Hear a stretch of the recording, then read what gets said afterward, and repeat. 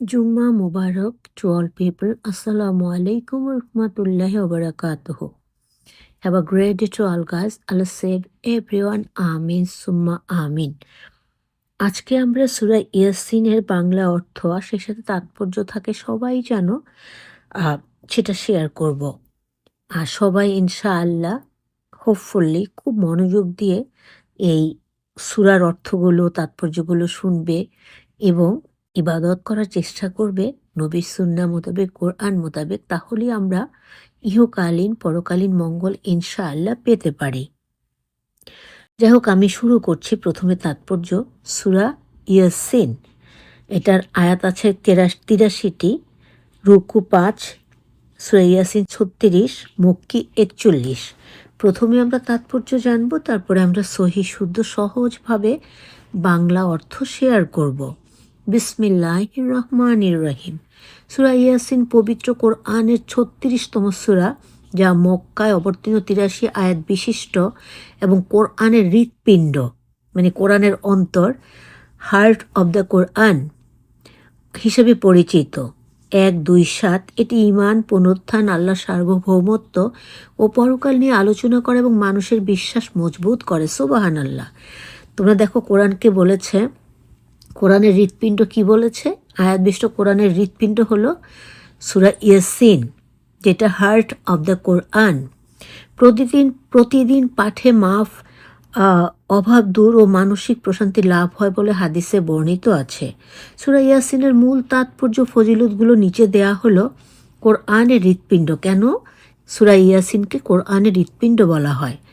নবী করিম সাল্লাল্লাহু আলাইহি সাল্লাম সূরা ইয়াসিনকে কোরআনের হৃৎপিণ্ড বা রূহ বলে উল্লেখ করেছেন। ঈমান ও আকীদা সুদৃঢ়করণ। এই সূরাতে আল্লাহর অসীম ক্ষমতা, সৃষ্টির নিদর্শন, পুনরুত্থান এবং পরকালের বিচার ব্যবস্থা নিয়ে বিস্তারিত আলোচনা করা হয়েছে, যা মুমিনের ঈমান মজবুত করে। পাপ মোচন ও মাগফিরাত। যে ব্যক্তি আল্লাহ সন্তুষ্টির জন্য রাতে এই সূরাটি পাঠ করবে, তার সকল গুনাহ আল্লাহ মাফ করে দিবেন। অভাব দূর ও কল্যাণ। সকালে উঠে সূরা ইয়াসিন পাঠ করলে সন্ধ্যা পর্যন্ত এবং সন্ধ্যায় পাঠ করলে সকাল পর্যন্ত পাঠক শান্তিতে ও সুখে থাকে। সুবহানাল্লাহ। মৃত্যুর যন্ত্রণা লাঘব। এই সূরাটি মুইম্মাহ বা পাপ মোচনকারী হিসাবে পরিচিত এবং মৃত্যুর যন্ত্রণা থেকে মুক্তি পেতে সাহায্য করে। আর হাদিসের বর্ণনা তিরমিজি শরীফে বর্ণিত হয়েছে যে একবারই সূরা পাঠ করলে 10 খতম কোরআন শরীফের সওয়াব পাওয়া যায়। এবং সুবহানাল্লাহ, যদিও এই বর্ণনায় সনদ নিয়ে বিশেষজ্ঞদের অনেক মতভেদ রয়েছে। সার সংক্ষেপে, সূরা ইয়াসিন নিয়মিত তেলাওয়াত করা ঈমান বৃদ্ধি এবং আধ্যাত্মিক প্রশান্তির অন্যতম মাধ্যম। আমরা একটু বলি সুবহানাল্লাহ, আলহামদুলিল্লাহ, লা ইলাহা ইল্লাল্লাহ, আল্লাহু আকবার। আমি কিন্তু যেটা সন্ধ্যাকালীনভাবে যেই আমলগুলো করি তার মধ্যে অলরেডি সূরা ইয়াসিন পড়ে নিয়েছি। তারপরও এখন তোমাদের উদ্দেশ্যে তার বাংলা অর্থ তাৎপর্য সহ শেয়ার করছি। আমরা তাৎপর্য শুনে নিয়েছি, এবার আল্লাহর রহমতের বরকতে আমরা বাংলা অর্থ শুনব। আউযু বিল্লাহি মিনাশ শাইতানির রাজিম। বিসমিল্লাহির রহমানির রহিম। ইয়াসিন, জ্ঞান গর্ব কোরআনের শপথ। তুমি অবশ্যই প্রেরিতদের অন্তর্গত, সরল পথে প্রতিষ্ঠিত, পরাক্রান্ত দয়ালু থেকে কোরআন অবতীর্ণ। মানে আল্লাহ পাক এখানে বলছেন যে তার কাছ থেকে কোরআন এসেছে সতর্ক করতে এমন এক কওমকে যাদের পিতৃপুরুষের সাবধান করা হয়নি, ছিল তারা অসতর্ক। ওদের অধিকাংশের শাস্তি নিশ্চিত, তারা ঈমান নিবে না। আল্লাহ সেই দলের অন্তর্ভুক্ত আমাদের কাউকে তুমি কখনো হতে দিও না। আমিন সুম্মা আমিন। ওদের গলদেশে বেরিয়ে পড়িয়েছে চিবুক অবধি, তারা হয়েছে ঊর্ধ্বমুখী। মানে এখানে অহংকারীদের কথা বলা হচ্ছে।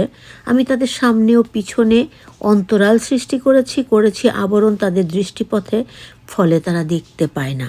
আসলে তারা দেখতে পায় কিন্তু ভালো জিনিসগুলো দেখতে পায় না। তুমি তাদেরকে সতর্ক করো কিংবা না করো একই কথা, ওরা ঈমান আনবে না। উপদেশ মান্যকারীদেরকে তুমি কেবল সতর্ক করতে পারো এবং অদৃশ্যে রহমান ভীতদেরকেও পারো।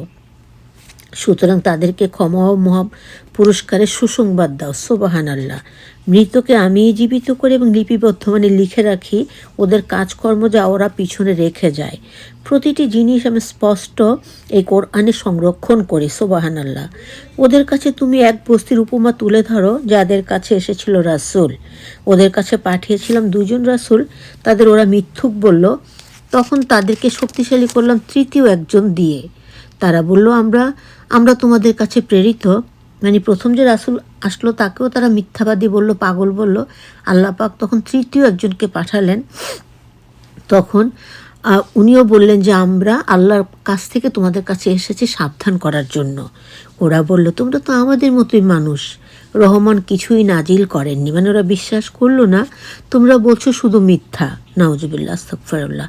তারা বলল, আমরা তোমাদের কাছে প্রেরিত, আমাদের আল্লাহর কসম, স্পষ্ট প্রচার করে আমাদের কর্ম।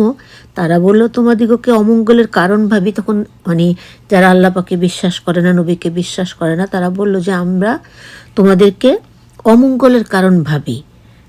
স্পষ্ট বিরত না হলে অবশ্যই পাথর দিয়ে মারব, কিন্তু দিব মর্মন্তুদ শাস্তি। তারা বলল, তোমাদের অমঙ্গল তোমাদের জন্য, এই জন্য তোমাদেরকে উপদেশ দিচ্ছি, তোমরা সীমা লঙ্ঘনকারী। নগরীর অপর প্রান্ত হতে একজন লোক ছুটে এসে বলল, হে আমার কওম, রাসূলদের অনুসরণ করো। তারপর নগরীর এক প্রান্ত থেকে একজন ছুটে এসে বলল, তিনি হলেন নাজ্জালি, এসে বললেন যে হে মানুষেরা, তোমরা এই রাসূলদের কথা শুনো, তাদেরকে অনুসরণ করো তাদের যা চায় না উজরত, তারা সৎপথের প্রতীক। বলল যে তোমাদের যে ওরা সৎ কাজে ডাকছে, ওরা তো তোমাদের কাছে কিছুই চাচ্ছে না, ওরা তোমাদের ভালো চাচ্ছে, সুতরাং ওদের কথা শোনো। আমরা সুবহানাল্লাহ 23 পারাতে চলে এসেছি সূরা ইয়াসিনের মধ্যে। 23 পারাতে আছে সূরা ইয়াসিনের 22 নম্বর আয়াত থেকে শুরু। বিসমিল্লাহির রহমানির রহিম। আমার সৃষ্টিকর্তা অর্থাৎ আল্লাহ, যার কাছে প্রত্যাবর্তিত হব মানে ফিরে যাব, কেন তার ইবাদত করব না? তাকে ছাড়া আমি অন্য মাবুদ কেন গ্রহণ করব? রহমান আমায় অনিষ্ট করতে চাইলে তাদের সুপারিশ আমার কোনো কাজে আসবে না, পারবে না তাড়াতেও। এ প্রকার করলে অবশ্যই পড়ব স্পষ্ট বিভ্রান্তিতে। মানে ওর নাজেল ওদেরকে বোঝানোর চেষ্টা করছে, তোমাদের আল্লাহর আমি বিশ্বাসী, তাই আমার কথা শোনো। বলা হলো প্রবেশ করো জান্নাতে। সে বলল, হায় আমার কওম যদি জানতো কি জন্য আমার আল্লাহ আমায় ক্ষমা করলেন সম্মানিত। সুবহানাল্লাহ। তার মৃত্যুর পর তার কওমের পরে আকাশ থেকে কোনো সৈন্য প্রেরণ করি নাই, ছিল না এর প্রয়োজন। এটা ছিল শুধু এক ভীষণ শব্দ। অতঃপর তারা নির্বাপিত হয়ে রইল। বান্দাদের প্রতি আক্ষেপ, তাদের কাছে কোনো রাসূল আসলে ঠাট্টা করত। তারা কি লক্ষ্য করেনি ওদের পূর্ববর্তী ও কত মানব গোষ্ঠীকে আমি বিনাশ করেছি, যারা ওদের মাঝে ফিরবে না। অবশ্যই ওদের সকলকে একসাথে আমার কাছে উপস্থিত করা হবে। তাদের জন্য একটি নিদর্শন, মৃত ভূমি আমি তাকে জীবিত করেছি, এটা হতে শস্য উৎপন্ন করেছি, অতঃপর তারা সেটা থেকে খাবার পায়। এবং সেখানে আমি খেজুর ও দ্রাক্ষার উদ্যান রচনা করেছি এবং তার মধ্যে পানির স্রোত প্রবাহিত করেছি। সুবহানাল্লাহ। যাতে তার ফল তারা খেতে পারে, যা তাদের হাতে তৈরি নয়, তথাপি তারা কৃতজ্ঞ হবে না। তিনি পবিত্র, তিনি উদ্ভিদ, মানুষ এবং ওরা যা জানে না তাদের প্রতিটি সৃষ্টি করেছেন জোড়ায় জোড়ায়। রাত্রি তাদের জন্য নিদর্শন, তা থেকে আমি দিবালোক মানে দিনের আলো দূর করে ফেলি, রাতকেই দেখি আমরা অন্ধকার, ফলে তার অন্ধকারাচ্ছন্ন হয়ে পড়ে। এবং সূর্য তার অবস্থিত স্থলে চলছে, এটা পরাক্রান্ত সর্বজ্ঞ কর্তৃক নির্ধারিত। এবং চাঁদের জন্য বিভিন্ন অবস্থা নির্ধারিত করেছি, এমনকি সে জিন ও খেজুর শাখার ন্যায় পরিণত হয়। চাঁদকে ধরতে পারে না সূর্য, আর রাত্রিকে দিনের অগ্রগামী নয়, এবং প্রত্যেকেই কক্ষপথ সন্তরণ করছে। তাদের জন্য এটাও এক নিদর্শন, তাদের পিতৃপুরুষদের চড়িয়েছিলাম বোঝাই নৌকায়। এখানে নূহ নবীর কথা বলা হচ্ছে। তাদের জন্য এরূপ যান সৃষ্টি করেছি যাতে আরোহণ করে, ইচ্ছা করলে তাদেরকে নিমজ্জিত করতে, তখন তারা কোনো সাহায্যকারী পাবে না, পরিত্রাণও না। ওদের প্রতি আমার অনুগ্রহ কিছুদিনের উপভোগ করতে না দিলে, বলা হলো পার্থিব মানে এই জীবনের, অপার্থিব মানে অপার্থিব মানে এই জীবন পরজীবন, দুই জীবনকে ভয় করো, অনুগৃহীত হবে। মানে তাহলে আল্লাহর মানে দৃষ্টিতে সুনজরে থাকবে, ওরা অগ্রাহ্য করে।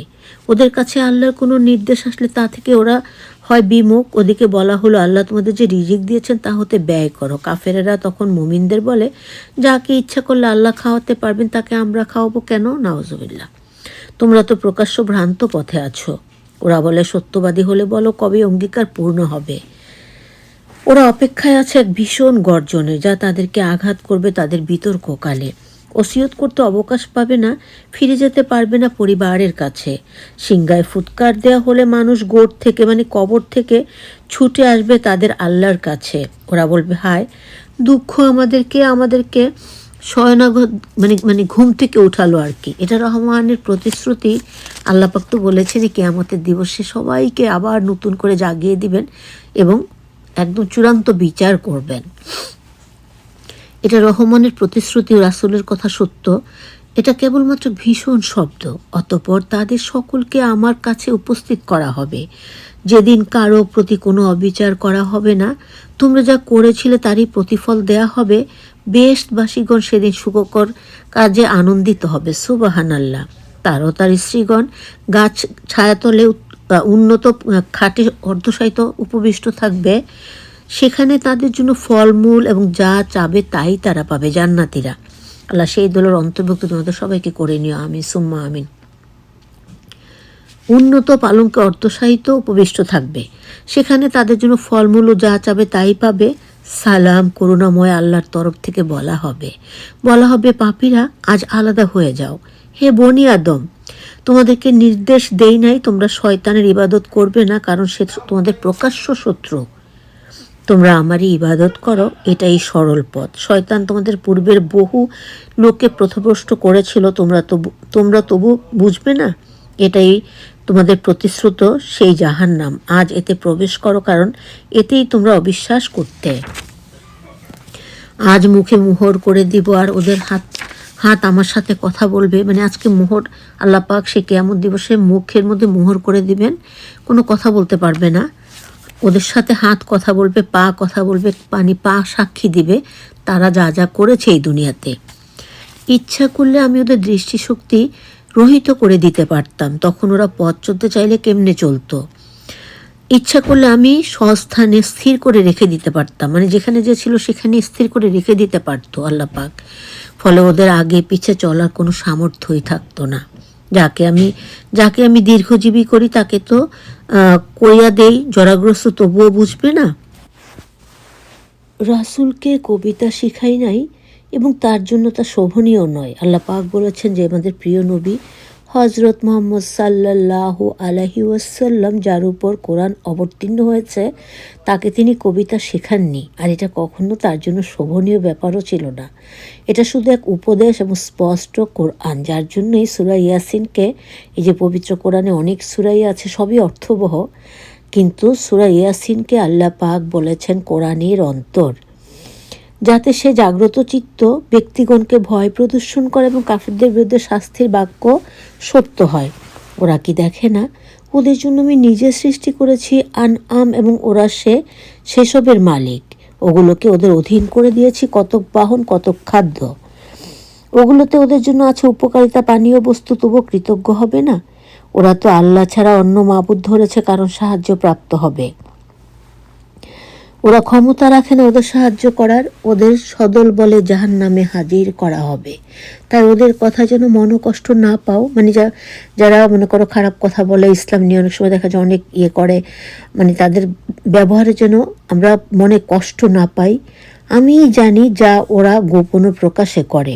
মানুষ কি দেখে না আমি তাকে সৃষ্টি করেছি শুক্রবিন্দু থেকে, অথচ সে পরে সাজে প্রকাশ্য বিতর্ককারী। মানুষ আমার সম্পর্কে অদ্ভুত কথা বলে এবং ভুলে যায় আমার কথা। আর বলে পচিলে অস্তিত্বে প্রাণ দিবে কে? মানে মরে যাওয়ার পর পচে গেলে সেখানে কে আবার নতুন করে প্রাণ দিবে? বলো, যিনি প্রথমবার সৃষ্টি করেছেন তিনি তাকে প্রাণ দিবেন। সুবহানাল্লাহ। তিনি সব কিছু সৃষ্টির সম্বন্ধে তিনিই জানেন, কারণ তিনি সৃষ্টি করেছেন। যিনি তোমাদের জন্য সবুজ গাছ থেকে আগুন তৈরি করেন, পরে তোমরা তা থেকে আগুন প্রজ্বলিত করো, মানে আগুন জ্বালাও। যিনি আকাশ পৃথিবীকে সৃষ্টি করেছেন, তিনি কি তাদের অনুরূপ সৃষ্টি করতে সক্ষম নহেন? সুবহানাল্লাহ, অবশ্যই সক্ষম আল্লাহ। তিনি সর্বশ্রেষ্ঠ সর্বজ্ঞ। বস্তুত তার আদেশ কোনো কিছুর ইচ্ছা করলে বলে হও, অতঃপর তা হইয়া যায়। সূরা ইয়াসিনের শেষ আয়াতের আগের আয়াতটি, মানে 83 নম্বর আয়াত পর্যন্ত তো সর্বশেষ আয়াত, 82 নম্বর আয়াতটি আমি আবারও একবার পড়তে চাই। ইন্নামা আমরুহু ইজা আরাদা শাইয়ান আইয়াকুলা লাহু কুন ফাইয়াকুন, যার অর্থ হলো তার আদেশ কোনো কিছুর ইচ্ছা করলে তিনি শুধু বলেন হও। তিনি কে? আল্লাহ রাব্বুল আলামিন। তিনি শুধু বলেন হও, তারপরই তা হইয়া যায়। সুবহানাল্লাহ। এবার লাস্ট আয়াত 83 নম্বর, তিনি পবিত্র, যার সার্বভৌম ক্ষমতা সকল বস্তুর উপরে, তার কাছে আমরা আবার ফিরে যাব। আমরা যেন একটু বলি সুবহানাল্লাহ, আলহামদুলিল্লাহ, লা ইলাহা ইল্লাল্লাহ, আল্লাহু আকবার। আসসালামু আলাইকুম রহমতুল্লাহি ওয়া বারাকাতুহু। সবাই সবার জন্য বেশি বেশি দোয়া করবে, কারণ আল্লাহ পাক বলেন, আমার যেই বান্দা অন্যের জন্য দোয়া করে আমি আল্লাহ তার জন্য ফেরেশতা দিয়ে দোয়া করাই। সুবহানাল্লাহ। তাহলে সবাই ভালো থাকবে, আমাদের জন্য দোয়া করবে। আবারও জুম্মা মোবারক। আল্লাহ হাফেজ।